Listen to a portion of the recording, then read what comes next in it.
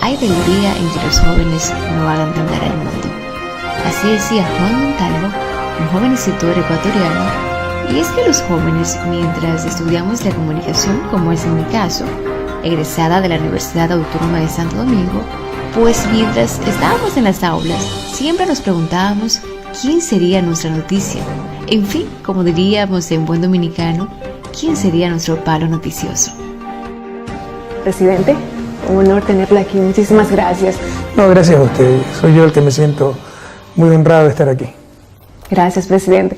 Presidente, yo había visto en innumerables ocasiones que usted, mientras era entrevistado, usted decía que cuando terminara su periodo, para ser más específica, habló de los años 2007, 2017, usted decía, yo quiero irme a Bélgica, donde también reside parte de su familia. Y digo esto porque yo sé que ahora, aunque así ha sido, aunque con otras respuestas que ha tenido que estar, pues dando y quizás no le permita tener ese disfrute como usted, pues pensaba, pero me pregunto, en esa cotidianidad que ahora tiene Rafael Correa, ¿sabe, por ejemplo, hacerse un cafecito usted? Mucho más que un café, yo cocino en la casa, mi esposa trabaja. Yo trabajo desde la casa, pensaba regresar a la academia, supuestamente iba a estar semi-retirado, no me han dejado un minuto en paz, podemos hablar de eso, pero creo que América Latina lo conoce. Pero esa es la idea, ayudar en los quehaceres domésticos, porque cuando usted toma la opción política, la toma a nivel individual, pero involucra a su familia, le quita tiempo a su familia. Y yo me sentí en deuda con mi familia. Y quería devolver un poco lo que creo les quité durante 10 años, muy felices, muy intensos, muy satisfactorios de servicio a mi patria, pero sacrificaba, sobre todo para ello. Entonces, sí, hago gran parte de los quehaceres domésticos. Es imposible, por ejemplo, en nuestros países de América Latina, es imposible yo invitar a alguien a mi casa y no brindarle un cafecito. Entonces yo quiero ver si es verdad que usted sabe hacer café. En máquina, como usted quiera. Okay.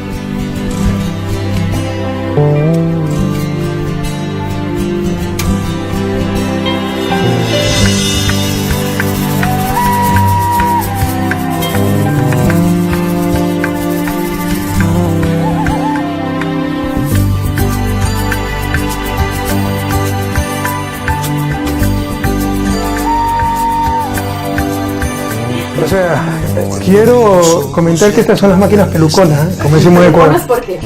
Porque son de cápsula, sale más caro el café y son antiecológicas. Por eso yo tenía una de estas, pero mis hijas con toda razón me obligaron a cambiarla. Entonces tenemos la otra clase cafetera en jarra, ¿no? Porque esta... Dígame, en Guayaquil, en su ciudad, pues natal, ¿era cafetera usted también allá? Sí, pero allá es muy raro la costumbre, al menos en mi niñez y juventud, cuando vivía en Guayaquil, porque los últimos 25 años viví en Quito, era más bien el café instantáneo, que es malísimo, no lo puedo tomar. Hay un amigo que me ha pedido un café ecuatoriano, Minerva, no sé si... Sí, tenemos, pero ese sí es para pasar, no si es café molido, pero hay café instantáneo, sí, café Nescafé, y aunque son bastante buenos, América Latina, Ecuador, Colombia, tenemos buen café, nada que ver con el café molido, pasado, y el del grano. Ahora hay máquinas que muelen el grano instantáneamente. Pero esto es facilito, pues, todo el mundo lo puede hacer. Entonces, por regular, usted se levanta, hace su cafecito, después va con las noticias. Normalmente yo soy el primero en despertarme en la casa y pongo el café a hacer, y siempre me retan porque me gusta bien cargado y el resto de la familia no le gusta muy cargado. Aquí está su café. Perfecto. Digamos, ¿se lo toma con azúcar? Sí. Excelente. Ya. Perfecto, buscando la... O sea, tiene la otra cápsula de esta, ¿no? Exacto. A ver.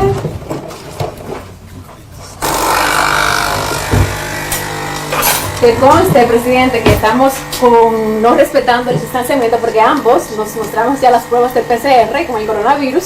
Estamos en perfecto estado de salud, amigos, gracias. Ojalá. Listo. Perfecto. Es antiecológica esta máquina. Así es. Sí, demasiado materiales ocupados Me ahí. dice la qué cantidad usted desea. Pongamos la cucharita ahí, le enseño trucos ahí para medir. Okay. Para mí 2, ¿no? ¿Usted cuánto? ¿Este es el suyo? ¿Usted quiere? Una para mí. Ya, entonces es el suyo, le preparo primero el suyo. Perfecto. ¿Ya? La misma cucharita nadie lo usó, ¿no? Y nadie tiene coronavirus, así que... Cuando yo estoy lejos de pegas de la piel, que no hay sol que queme más que de mi tierra. Un golpe de viento aquí en mis velas, mi tierra. ¿Pasó la prueba entonces, presidente? Me encantó el café, riquísimo. Bueno, lo riquísimo es la cápsula, pues en Nestlé, esto en el café, en Nespresso. Ya hicimos una publicidad ahí sin pago, pero ya tendremos que buscar esa cuña por ahí. Mire, estamos frente a un televisor, como usted podrá ver en esta sala.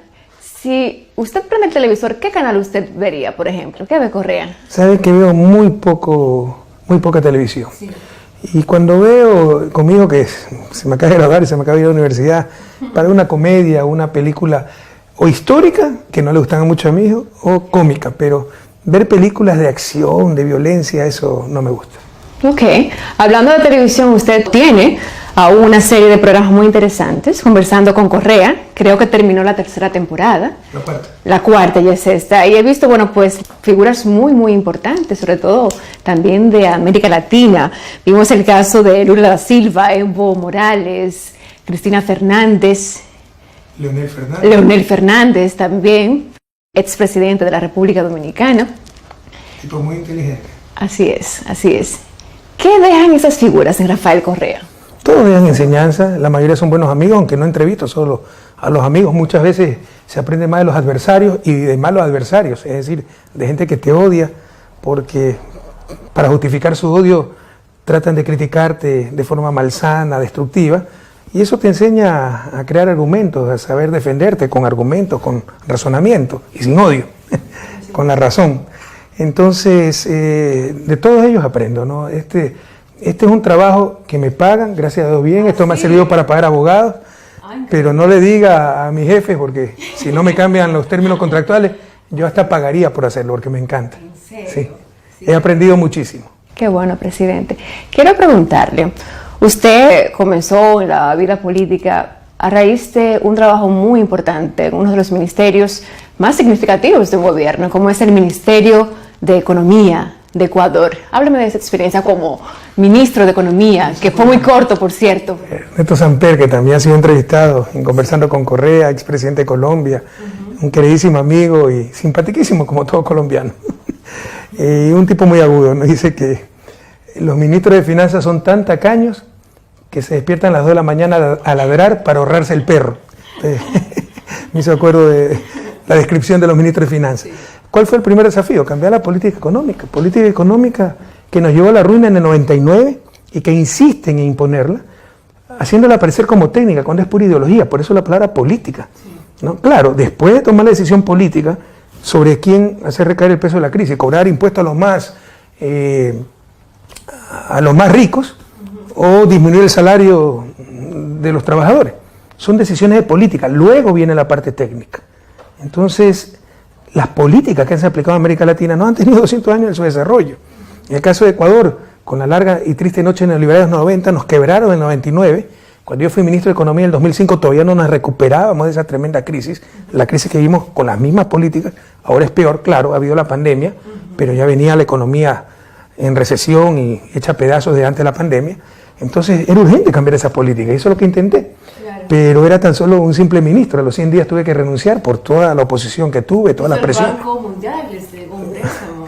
Nos negó un préstamo el Banco Mundial. ¿Cuáles argumentos el Banco Mundial en ese que cambiamos la política económica. Ese préstamo ya se habían cumplido todos los requisitos a diciembre del 2004. Se cambia el gobierno, porque sale huyendo el presidente. El vicepresidente asume, yo era asesor ad honorem, jamás cobré 20 centavos por esa asesoría del vicepresidente, pero me estimaba mucho, me nombra ministro de Economía y cambia la política económica, una política soberana, digna, diversificando la fuente de financiamiento, uniendo el hambre con la necesidad. Por ejemplo, China es el principal financista del mundo, pero tiene déficit de hidrocarburos. Ecuador es exportador de hidrocarburos y tiene déficit de financiamiento. Lo obvio era una alianza estratégica con China, pero eso no le gustaba, pues Estados Unidos y sus brazos, los brazos ejecutores de la política exterior de Estados Unidos, como el Banco Mundial, Fondo Monetario, entonces nos empezaron a bloquear y a detener ese préstamo que ya estaba aprobado, ya venía el cheque. Me parece que yo asumí un 25 de abril, tenía que llegar el 24 de abril, lo detuvieron y no lo mandaron nunca más. Nos daban largas hasta que yo personalmente fui a Washington, no es que me lo contaron. Pamela Cox, en ese momento vicepresidente del Banco Mundial, hay que reconocer la frontalidad anglosajona, me lo dijo. No le vamos a dar el crédito porque usted cambió la política económica, pese a que los requisitos, las condiciones para el crédito habían estado cumplidas desde diciembre del año anterior. Sin embargo, a raíz de estas respuestas que usted tuvo, pienso que el pueblo ecuatoriano comenzó a ver ese presidente que, bueno, pues se instaló en el gobierno en el 2007. Mi pregunta es la siguiente: cuando usted llega al gobierno en el 2007, yo vi testimonio de su madre, la señora Norma Delgado, y su padre, don Rafael, que ellos dicen que usted sí desde niño, usted dijo que usted quería ser presidente. Cuando llega a la presidencia, ¿volvió ese sueño y ese pensamiento de ese niño de 12 años? Mi padre y mi maestro dicen eso, yo sinceramente no recuerdo. Tengo un queridísimo maestro de 5º grado, 10 años, que es el profesor Carlos León, que cuenta que cuando preguntaba qué quería ser cada uno, Carlitos, ¿qué quiere ser? Médico. Jorgito, ¿qué quiere ser? Ingeniero. Pedrito, ¿qué quiere ser? Arquitecto. Rafael, ¿qué quiere ser? Presidente. Yo no me acuerdo, él hasta lo escribe porque él es periodista, ahí tiene una revista y lo escribió. Pero lo que sí les puedo decir es que siempre fui líder. Ahora se quiere satanizar los liderazgos, ¿no? Cuando los liderazgos son, si no necesarios, al menos altamente deseables, peor en países en vías de desarrollo y poco institucionalizados como los nuestros, pero así es la mediocridad. O sea, el que es líder, entonces es cacique, caudillo, y trata de hundirlo. O sea, no sobresalen por sus méritos, sino que tratan de hundir al resto, pero esa es la lucha. En todo caso, toda mi vida fui líder, siempre fui presidente de grado, presidente de mi colegio, ¿no? De la Asociación de Estudiantes, presidente de la Asociación de Estudiantes de Economía, de la Universidad Católica donde estudiaba, de los estudiantes universitarios particulares. En Lovaina fui presidente de los estudiantes extranjeros. Entonces, cuando uno es líder, dice, bueno, algún rato tal vez me toque dirigir la nación, pero créame que nunca lo busqué expresamente. O sea, a los años previos a que me nombraran ministro, lo cual fue una sorpresa, sí, hubo un cambio de gobierno que nadie lo esperaba, porque uno estaba construyendo su familia, construyendo una base económica, entonces eran otras las prioridades. Y dicho sea de paso, por ejemplo, la base económica quedó a medio hacer. Entonces, esas son las dificultades que enfrentamos hoy en día. Pero bueno, llegó, se presentó la oportunidad y estamos. Y el hombre es él y sus circunstancias. Y para mí también la vida, el factor suerte, las coincidencias son importantes, ¿no? Eso te puede determinar el rumbo, y un rumbo totalmente inesperado, porque por ejemplo, cuando yo renuncio al ministerio, iba a volver a ser profesor. Yo venía de la academia es mi vida, me encanta. La política no me gusta, la política como se la conoce, eso de negociar, ganar las elecciones, vencerte, tener espacio, detesto. La política como preocuparse del bien público creo que debe ser deber de todos, y la política para ejecutar cosas para los demás, como servicio, por supuesto que me fascina. Pero ese negociar, saber que el otro no tiene la razón, sino que tiene la fuerza, que no está buscando el bien común, sino sus intereses, créanme que me da náusea. Por eso me dicen autoritario. O sea, es más fuerte que yo, se me ve en la cara. No sirvo para eso. Sencillamente no sirvo. Entonces, cuando dejé el ministerio, pensaba volver a la cátedra. Yo era profesor de una universidad privada que pagaba bien, era muy cara, permitía vivir como profesor tiempo completo, me encantaba mi trabajo. Y ya era un viernes, que el lunes empezaban clases, era un viernes, ya estaban repletos mis cursos, siempre se repletaban. Yo tenía megacursos de 80 estudiantes cuando los demás cursos eran de 25.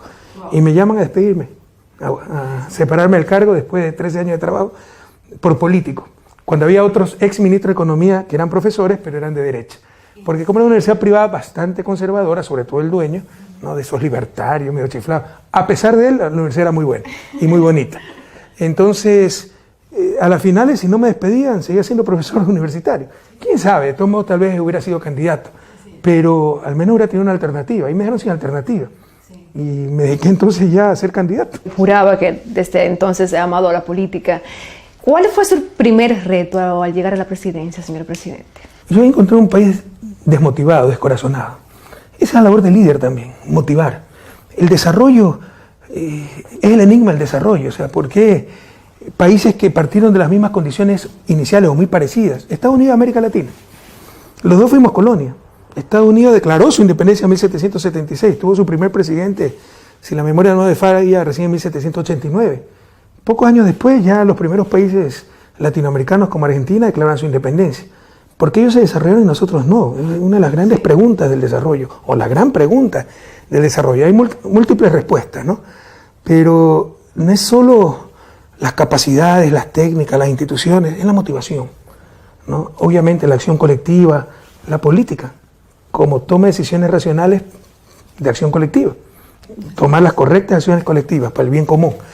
Entonces tuvieron mejor política, mejor políticos que nosotros, pero también esa motivación, esa fe en ellos mismos. Esa fe que muchas veces los mismos latinoamericanos nos la negamos.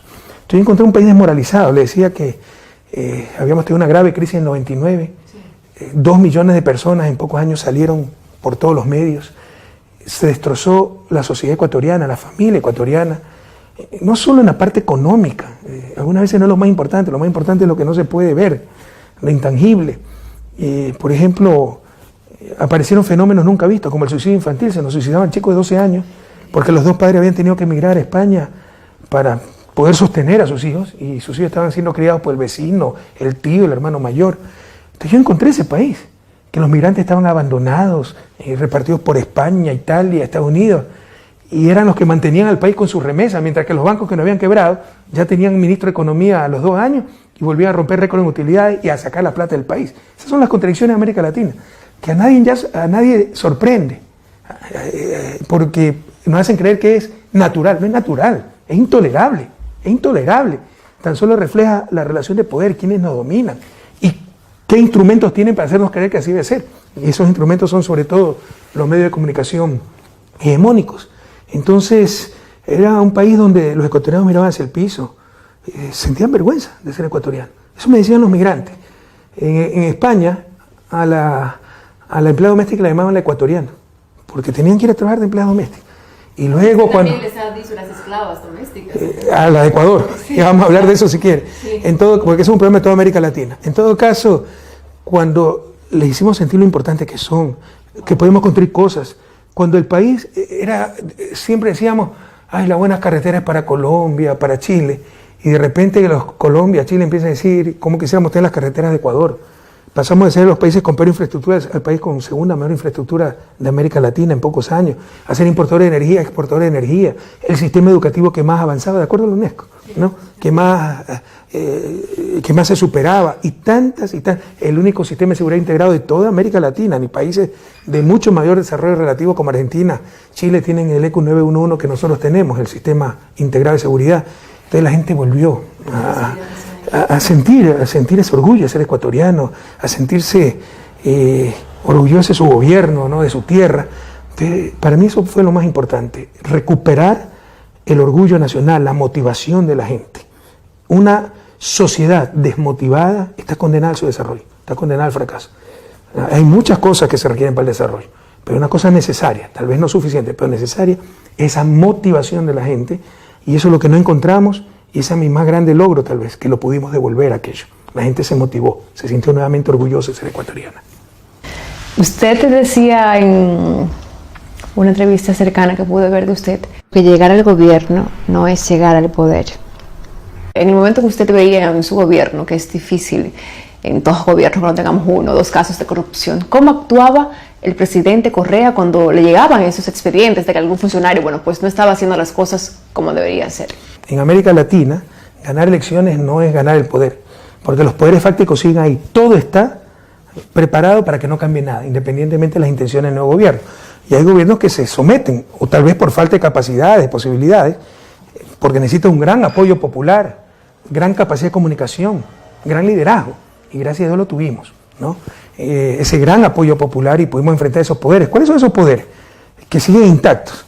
El poder mediático, que hace que los pobres, si ponen un impuesto a los ricos, sean los primeros en reclamar, porque los convencen que los impuestos los perjudican a ellos, cuando los beneficia a ellos, porque con eso se financia el gasto público para dar igualdad de oportunidades, salud, educación, para todas y todos, ¿no? Eso es lo que llama Gramsci la cultura hegemónica, te la transmiten los medios de comunicación hegemónicos. Pero el poder, está el poder mediático, para mí el principal, o sea, el poder sin antipoder. Ellos en su soberbia se nombran guardianes de la democracia, en verdad nos la han robado. Mientras América Latina no resuelva la cuestión mediática, no tendremos verdadera democracia. Y cuidado, por eso dicen que yo odio a los periodistas. Mi hija se acaba de graduar de periodista. Hay periodistas como usted, a las cuales aprecio muchísimo. pero hay malos periodistas, que son un peligro para la democracia y lastimosamente son los más poderosos frecuentemente. Es como que si por criticar al presidente yo diga están contra la democracia, es un gran absurdo. Todos estamos a favor de la democracia, todos estamos a favor de la libertad de expresión, pero eso no pasa por negar la existencia de periodistas corruptos, medios de comunicación en manos de las élites, que no informan sino que manipulan, ¿no? Entonces está el poder mediático, está el poder económico que te bloquea. Puede ser el mejor gobierno del mundo, si no te someten te van a bloquear, sacar los dólares y tantas cosas. Está el poder militar, mira lo que pasó en Bolivia. Mientras no resolvamos también la cuestión militar, América Latina no tendrá verdadera democracia. Está el poder externo, la embajada. Mira, el embajador daba declaraciones en nombre del gobierno. Entonces, llegar al gobierno, ganar elecciones no es llegar al poder. Ese poder hay que construirlo y sobre todo cuando eres progresista, cuando eres antisistema, el único poder que tienes, no tienes poder económico, no tienes poder mediático, es poder popular. Pero el poder popular, sobre todo por los medios de comunicación, es fácil de manipular. Entonces, a eso me refería con esa expresión. Y eso deben tenerlo claro los pueblos latinoamericanos, ¿no? Que en América Latina ganar elecciones, llegar al gobierno, no es llegar al poder. Y eso lo tienen que tener claro también los presidentes de recta intención, que quieren en realidad cambiar las cosas, que se van a encontrar con poderes fácticos terribles que no han dominado 2 siglos, que si no te sometes te van a tratar de desestabilizar por todos los medios. ¿Usted cree que es coincidencia? A mí me decía autoritario, por eso me odiaba. Es que Evo Morales es autoritario. ¿Y por qué lo odian entonces? No nos engañemos. Es porque somos un peligro para el sistema, para su sistema, que nos ha mantenido 2 siglos en su desarrollo y nos ha convertido en la región más desigual del planeta. Entonces, para los que quieren cambiar eso, deben estar conscientes que hay que construir ese poder día a día, sobre todo con la gente, el poder popular. Respecto a eso que usted dice, a los medios de comunicación, usted también, y cito textualmente, ha dicho: una buena prensa es vital para una verdadera democracia, pero una mala prensa es igualmente mortal para esa misma democracia. Digo esto, señor presidente, porque mis patrones de conductas en el periodismo no necesariamente son aquellos que son famosos hoy día. Es por ello que, como yo estoy segurísima que en mi país hay, bueno, pues igualmente periodistas que hubiesen querido tener el honor de estar entrevistándoles. Yo me comuniqué con algunos de ellos y quiero citar esta pregunta del señor Percio Maldonado, quien es director del periódico dominicano El Nuevo Diario e igualmente presidente de la Sociedad Dominicana de Diarios. Él pregunta: presidente Correa, ¿por qué considera usted que en los últimos años han sido cuestionados por la justicia algunos presidentes al término de sus mandatos, o incluso algunos no llegan a terminarlos, en específico presidentes de América Latina? ¿Por qué considera usted que es tan recurrente esta práctica? ¿Cree usted que se ha perdido un poco la institucionalidad? Sí, puede haber presidentes corruptos que merecieron ser juzgados, pero es indudable que se está utilizando la justicia como un instrumento de persecución, el llamado lawfare, sobre todo contra líderes progresistas. Y es indudable también que yo creo que es un retroceso democrático y hasta civilizatorio en América Latina, donde hemos vuelto a una política realmente cavernícola. No se trata de discutir argumentos dentro del marco democrático, sino aniquilar al enemigo. Sobre todo a la derecha. No le importa la democracia, no le importa los derechos humanos. Mira lo que pasó en Bolivia. ¿Quién puede negar que eso es un golpe de Estado? Y vienen las coloraditas artificiales a perseguir a los indígenas, porque un indio dominó entre comillas 14 años, 15 años Bolivia. Mire lo que pasaba en Ecuador, más sutil, pero ahí enfrentamos una dictadura. Mire lo que pasó en Brasil. Entonces, no respetan democracia, no respetan derechos humanos, peor van a respetar la verdad. Entonces, puede haber algún presidente que sea correctamente juzgado. Por ejemplo, Colombia tiene una gran institucionalidad y Uribe ha sido imputado. Pero en el caso ecuatoriano, yo no sé si usted conoce que con una consulta mañosa, inconstitucional, cambiaron 60% de los jueces de la Corte Nacional y no los han elegido por concurso, a dedo. Los que nos están juzgando a nosotros son jueces elegidos a dedo, con interferencia directa del gobierno que nos odia, y el requisito de vencer es que sean anticorreístas. Y el 40% que quedó son los que nos odian. ¿Qué posibilidad de un juicio justo tiene? Más la presión mediática. Entonces sí, yo estoy de acuerdo con lo que dice el señor Maldonado. Sí ha habido una desinstitucionalización, ha habido un retroceso democrático, incluso civilizatorio, ha habido un retroceso en la calidad política y hemos vuelto a esa política cavernícola de destrozar, aniquilar al enemigo, lo cual no es democrático. Usted tiene que debatir ideas, argumentos, no irse contra la persona, no tratar de aniquilar al que piensa distinto. Gracias. Gracias, presidente, por responder a la pregunta de don Percio Maldonado, director del periódico El Nuevo Diario. Quiero decirle otra cosa, que se lo decía fuera de cámara. Cuando usted quiere molestar en el sector público, siempre va a encontrar un pretexto, porque siempre va a faltar una coma algo. Tiene tal cantidad de normativa, tal cantidad de leyes, reglas, muchas veces contradictorias. Yo le contaba el caso cuando era ministro de Economía. Sí. Tenía una ley que me obligaba a aumentar 0.5% anual el presupuesto en salud y educación, y tenía otra ley que me impedía aumentar el gasto público.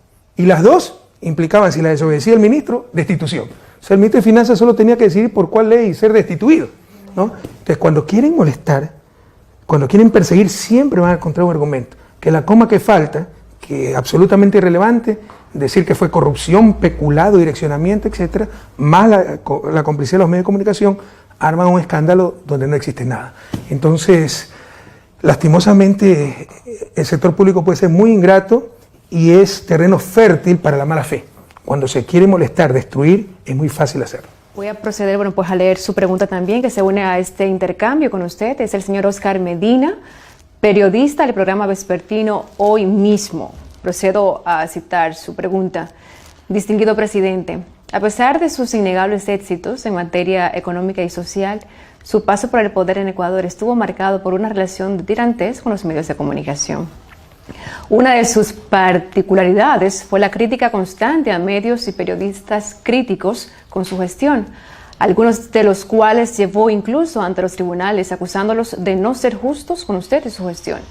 ¿No constituye estos los mismos rasgos que configuran las conductas de jefes de Estado autoritarios y poco democráticos, por citar un caso como Donald Trump?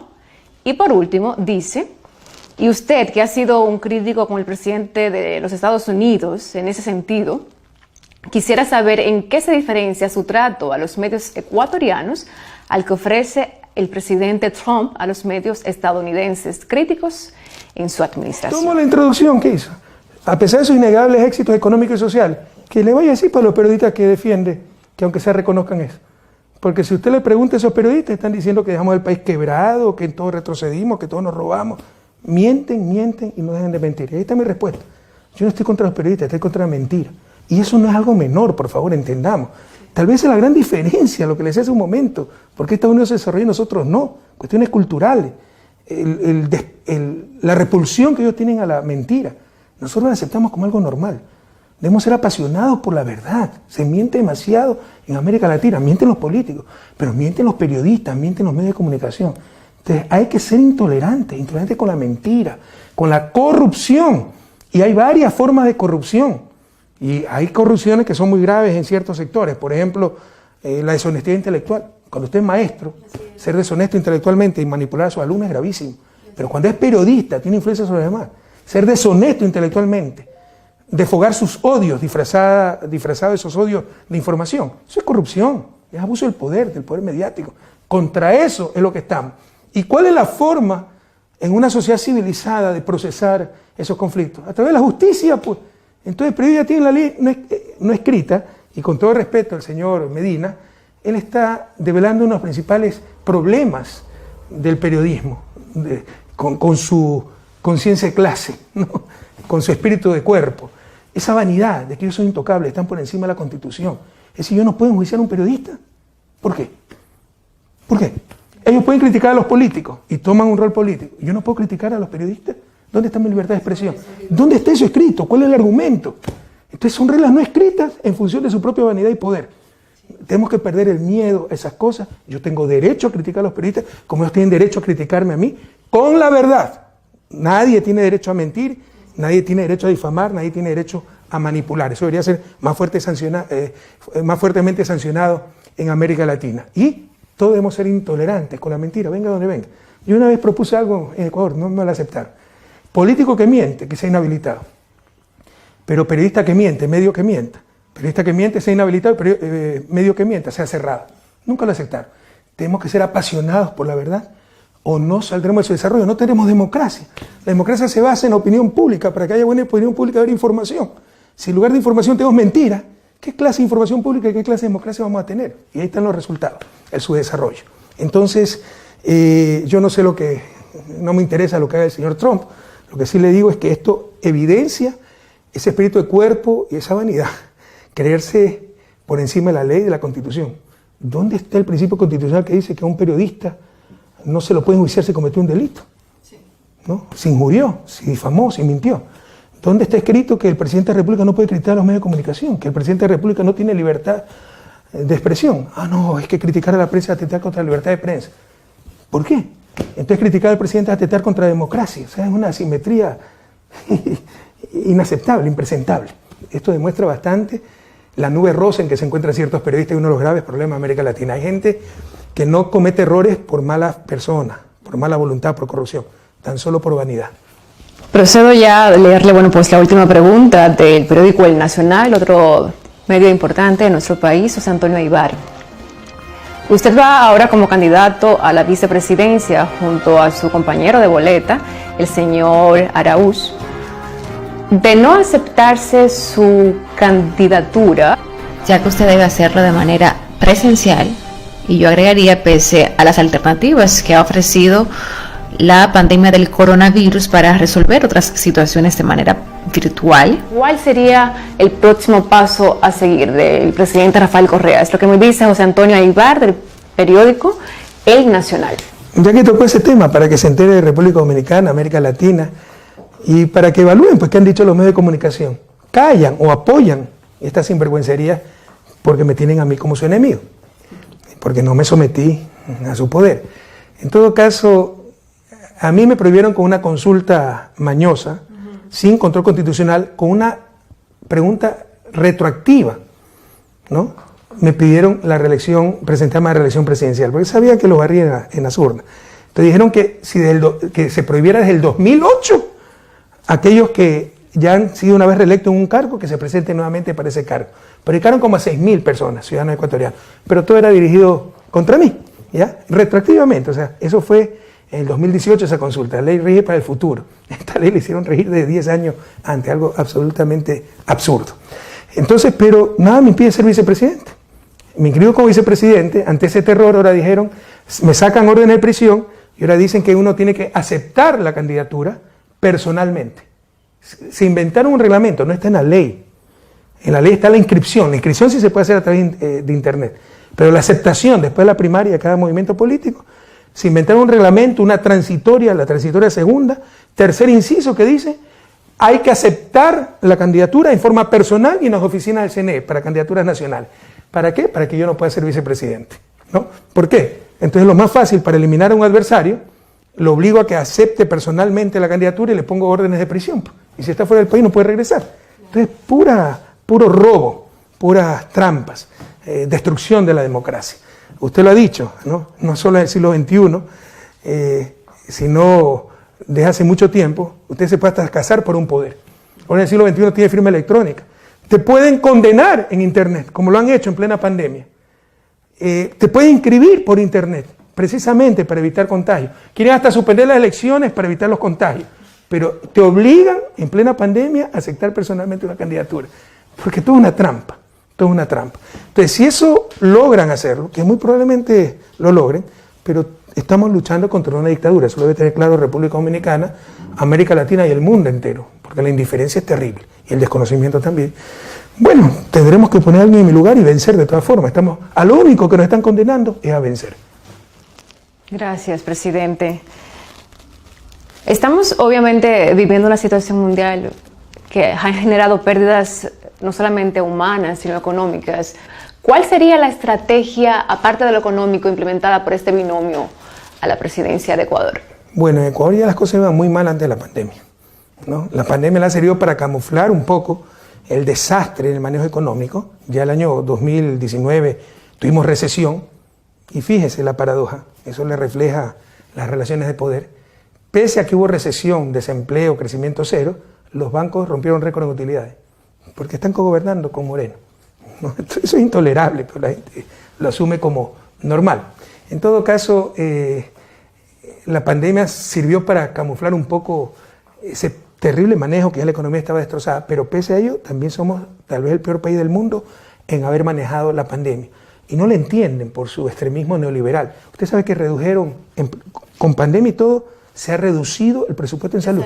Sí. Es algo ya criminal.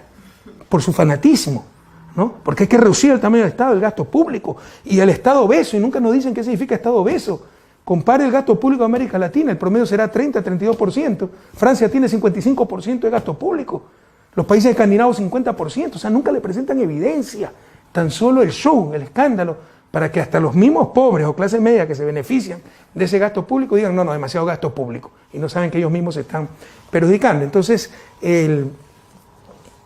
la pandemia también fue pésimamente manejada. Un buen economista hubiera empezado por manejar bien la pandemia, porque no solo se trata de salvar vidas, sino que tiene impactos económicos, pues eso.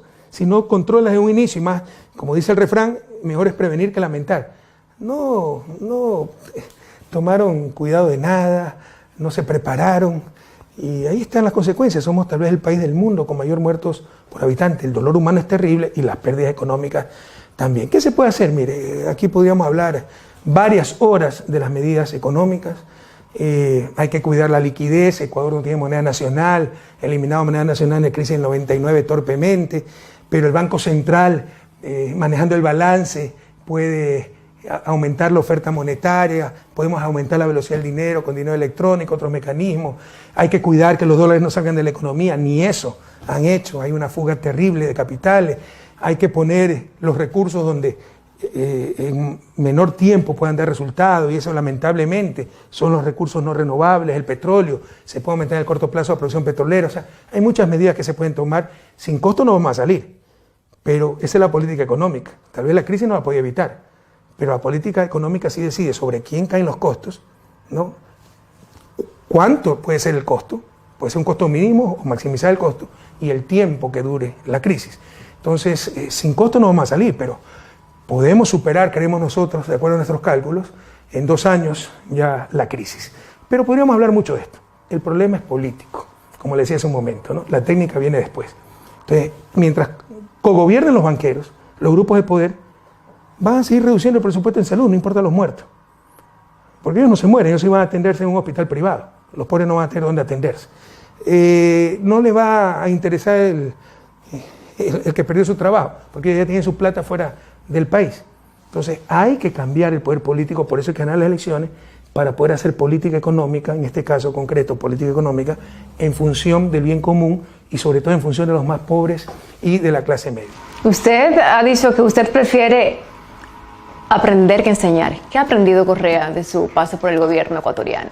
O sea, siempre digo, y no me gusta citarme, ¿no? Pero que lo único que me gusta más que enseñar, porque me apasiona enseñar, la academia, ser profesor, yo pagaría por ser profesor, lo único que me gusta más que enseñar es aprender. O sea, cuando yo estaba becado haciendo mi doctorado, me pagaban por estudiar, o en Lovaina haciendo mi maestría, era el tipo más feliz del mundo. No podía creer que me paguen por estudiar, ¿no? Para mí un día válido es el día en que me acosté sabiendo algo más de lo que sabía cuando me levanté, haber aprendido algo, ¿no? Y si alguien me dijera, ¿te gustaría vivir 1000 años?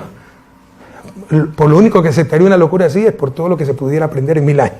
Entonces me encanta aprender, ¿no? Y por eso agradezco cuando alguien me enseña algo.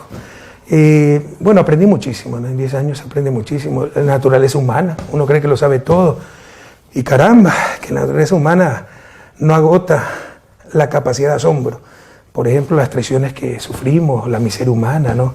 Ver cómo los complejos, la mediocridad te atacan, destruyen, y sin construir nada nuevo, nada mejor, solo destrucción. Le pongo un ejemplo concreto. Soy el único presidente en la historia. He sido el presidente que en forma continua más tiempo ha estado en el poder. Tuvimos mucha trascendencia a nivel mundial, entonces recibimos muchos regalos, ¿no? Por ponerle un ejemplo, ¿no? En el 2007, cuando reincorporamos al Ecuador a la OPEP, Organización de Países Exportadores de Petróleo, que lo habían sacado de la OPEP los países neoliberales, y lo vuelven a sacar ya, ¿no? Bueno, nosotros lo reincorporamos, fuimos a la cumbre de la OPEP en Riad, y a mí me regalaron un sable incrustado de esmeralda, rubíes, $200.000 valorado. A mi esposa un juego de esmeralda de $650.000. Todo o quedó para el museo que creamos o fue subastado para ayuda, obras solidarias, las cosas que no tenían valor simbólico, tan solo comercial, por ejemplo las esmeraldas, pero el sable sí tenía un valor simbólico. Hicimos un museo, dejé todo, pero ahí se calcula que yo recibí 2,5 millones más o menos en regalos, ¿no? Y miles de regalos, algunos sin valor comercial, pero que retratos, que cosas así, y otros con mucho valor, piedras preciosas y todas esas cosas. O sea, fui el único, nadie más lo hizo. Lo único que se le ocurrió a estos tipos es que era un megalómano que me hizo un museo para mí mismo. Y destruyeron todo. Era el museo más visitado del Ecuador, porque era en el Palacio Presidencial. Pero lo único que se le ocurrió al llegar es que es un megalómano, entonces había que cerrarlo. En lugar de decir, los demás presidentes también traigan sus cosas para ponerlas. Compitan con Correa, demuestren que él no hizo nada, ustedes hagan más. No, Correa el megalómano, se hizo un museo, entonces ciérralo. O sea, créame que, usted me pregunta un aprendizaje, ¿no? Sí. Que la mediocridad y los complejos del ser humano son un enemigo terrible. Jóvenes huyan de la mediocridad como de la peste. Pero bueno, hay muchísimo aprendizaje, ¿no? En cuanto a naturaleza humana, obviamente administración pública, ¿no? Relaciones internacionales, etcétera. Le cuento y le confieso que para poder entrevistarle, investigué mucho de usted. Me puse a leer, a ver todo lo que dicen de usted, no solamente desde ahora, sino desde que tuve la oportunidad de conocerle en el 2016. Veo a un Correa que ha salido a manifestarse, a decir su verdad, lo que él entiende que es verdad. Sin embargo, me pregunto, ¿se ha caído usted en algún momento? ¿O dice usted, no voy a continuar más?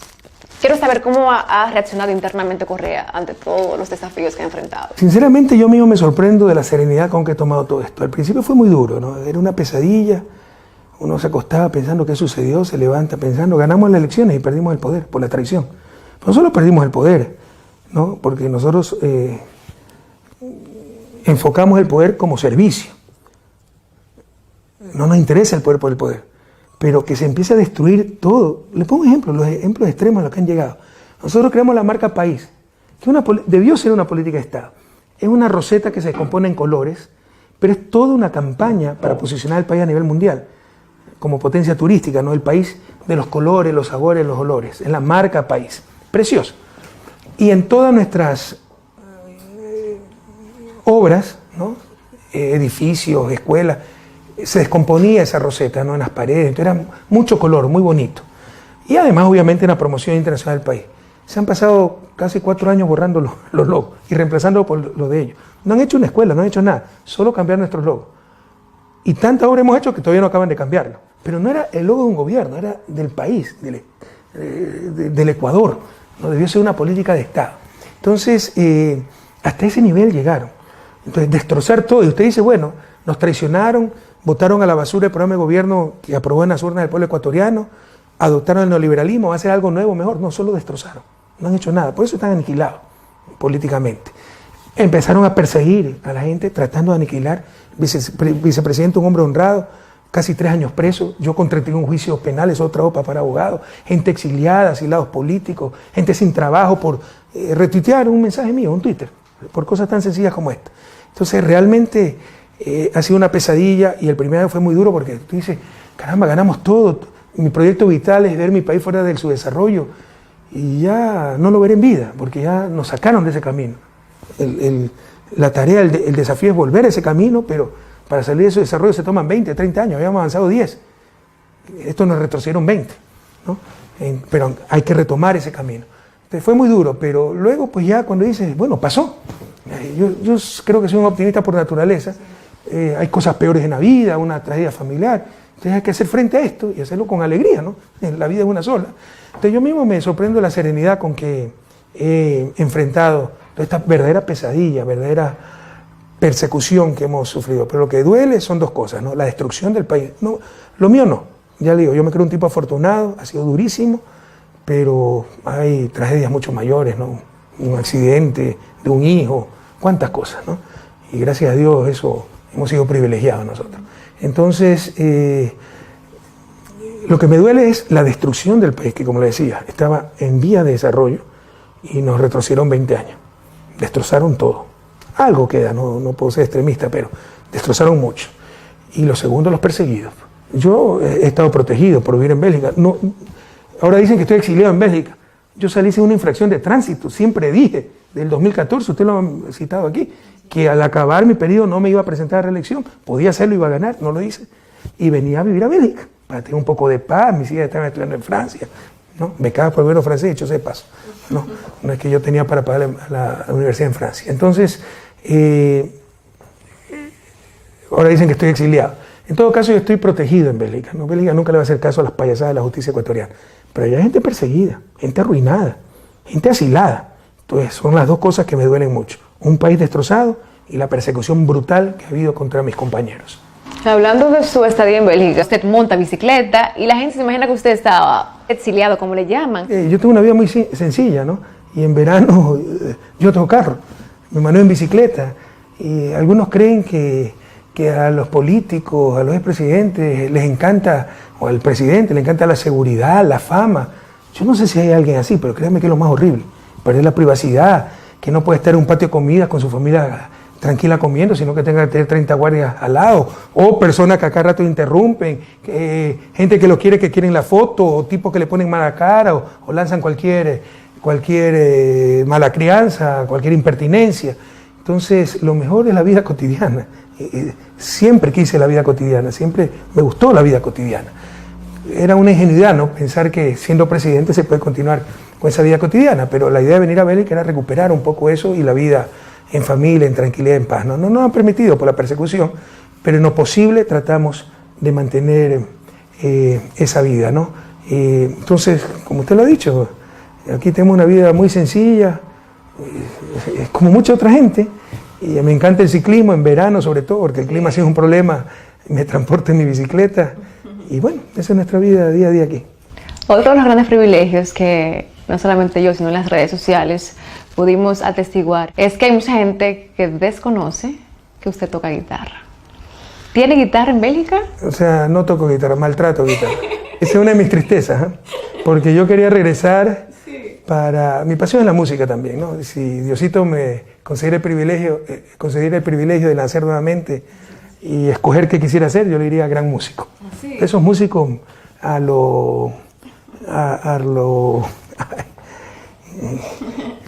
quién le diría? Paul McCartney, ¿no? Que toca piano, guitarra, toda clase de guitarra. ¿No? Pero bueno, por el contrario, nací medio sordo de un oído para la música y sordo y medio del otro, ¿no? Cuando toco guitarra me dicen el músico cristiano, porque mi mano derecha no sabe lo que hace mi izquierda, pero me encanta. Pero como le decía, una de mis penas, precisamente por esta brutal persecución, yo le dije, era regresar a la academia, a la vida de familia y un poco a la música. Y tengo 3 guitarras en la casa, porque me regalaron muchas guitarras, yo ya tenía mis guitarras también, tengo otras en Ecuador guardadas, pero créanme que hace 6 meses no las abro. ¿En serio? Entonces casi no he tenido tiempo por todo esto, de lo que quería retirarme. Yo creí que dejaba a la patria en puerto seguro y ocurrió esta traición, entonces he tenido que involucrarme nuevamente en política, pero ese no era mi plan de vida. Y bueno, esa es una tristeza, porque para mí es un termómetro. Cuando no toco guitarra, con lo mal que lo hago, o no escucho a mis cantantes favoritos, por ejemplo Alberto Cortés, bien escuchado una canción, digo, algo anda mal. Y eso me sirve para en un momento dado decir, bueno, pase lo que pase, paro un rato y empiezo a escuchar música. Pero mire que hace varios meses no he podido hacer ese receso para retomar un poco la guitarra. Así que lo voy a hacer muy mal, pero si usted quiere podemos tocar. Ya para finalizar, hablando de música, he sabido que tiene una buena relación muy cercana con el cantautor José Antonio Rodríguez. Entonces hubo esa conexión, porque veo que tenemos mucha afinidad con la música. Me invitó a la Feria del Libro de República Dominicana. Entonces él lo conocí, él era ministro de Cultura, ¿no? Y hubo mucha empatía en ese momento.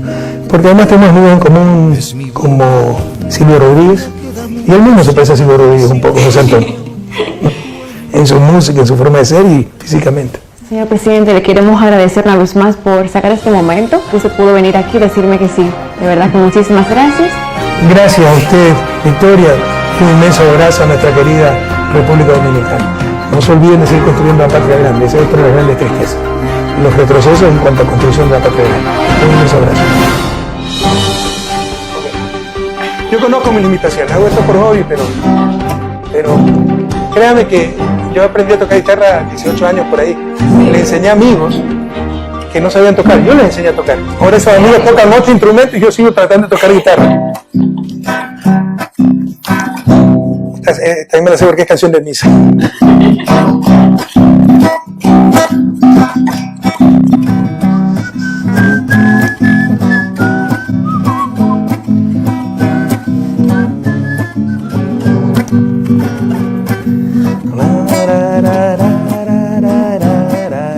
Bob Dylan.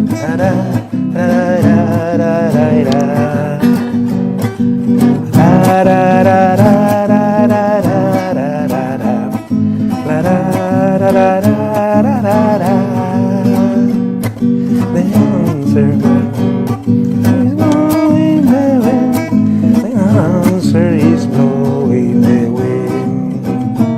The answer, my friend, is blowing the wind. The answer is blowing the wind. De tu querida presencia, comandante Che Guevara.